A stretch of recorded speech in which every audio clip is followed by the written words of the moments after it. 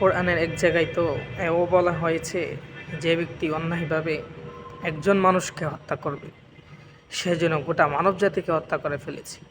তাহলে একবার আসসালামু আলাইকুম ওয়া রাহমাতুল্লাহি ওয়া বারাকাতুহু। সূরা আলে ইমরানের 21 এবং 22 নম্বর আয়াতে আল্লাহ তাআলা বলেন, ইন্নাল্লাযীনা ইয়াকফুরুনা বিআয়াতিল্লাহ ওয়া ইয়াকতুলুনা আন-নাবিয়্যিনা বিগাইরি হক ويقتلون الذين يأمرون بالقسط من الناس فبشرهم بعذاب أليم أولئك الذين حبطت أعمالهم في الدنيا والآخرة وما لهم من ناصرين।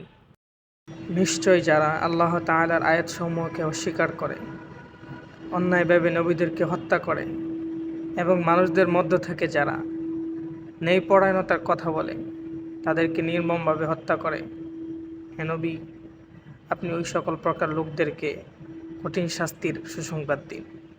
তারাই তো সমস্ত লোক দুনিয়া ও আখেরাতে যাদের আমলসমূহ নিষ্ফল হয়ে গিয়েছে এবং তাদের কোনো সাহায্যকারী নেই। এবং সূরা নিসার 93 নম্বর আয়াতে আল্লাহ তাআলা বলেন, ওয়ামান ইয়াকতুল মুমিনান মুতাআম্মিদান ফাজাযাউহু জাহান্নামু খালিদান ফিহা ওয়া গাদিবাল্লাহু আলাইহি ওয়া লা'নাহু ওয়া আ'আদ্দা লাহু আযাবান আযীমা। আর যে ব্যক্তি ইচ্ছাকৃতভাবে কোনো মুমিনকে হত্যা করবে তার পরিণাম হচ্ছে জাহান্নাম, সেখানে সে চিরস্থায়ী থাকবে এবং আল্লাহ তাআলা তার উপর রাগান্বিত হবেন, তাকে লানত করবেন এবং তার জন্য বিশাল শাস্তি প্রস্তুত করে রাখবেন।